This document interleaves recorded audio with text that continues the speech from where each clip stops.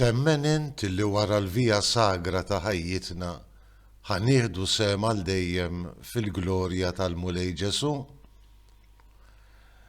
Inselmilkom u nistedinkom għal 170 riflessjoni 3 minuti mal-Patri. F'dan it-tieni ħadd tar-Randan il-Knisja tippreżentanna r-rakkont sabiħ tat-trasfigurazzjoni ta' Ġesu fuq l-għolja tat-Tabor.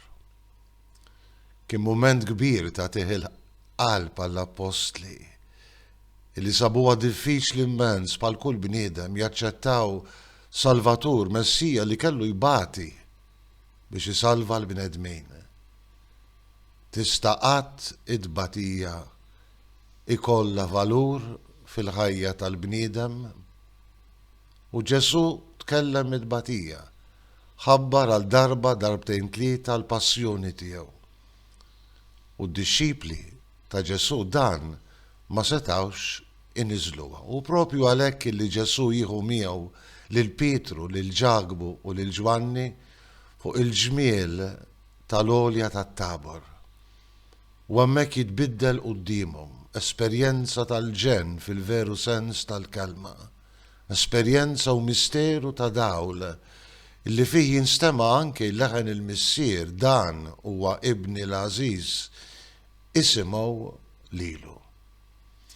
Esperjenza ta' divinità, esperjenza ta' dawl illi Ġesu xtaqqa tkun kelma ta' kuraġġ lill-apostli biex jifhemhom illi wara l-via crucis ta' ħajtu, wara il-ġrajiet imdemma tal-passjoni u tal-mewt li minnhom kellu jgħaddi u tassew kellu jidħol fil-glorja tiegħu, glorja li tagħha jagħmlu esperjenza fuq it-Tabor.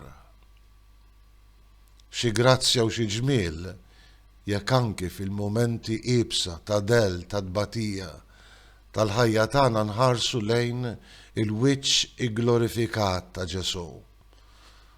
U niftakru illi il-momenti ta' tbatija tagħna huma l-istazzjonijiet tal-vija sagra ta' ħajjitna, imma li ma jintemmewx bil-mewt, imma bil-qawwa tal-fidi f'tagħna f'Ġesu huma sinjal li aħna wkoll qed nieħdu sem fil-glorja tiegħu.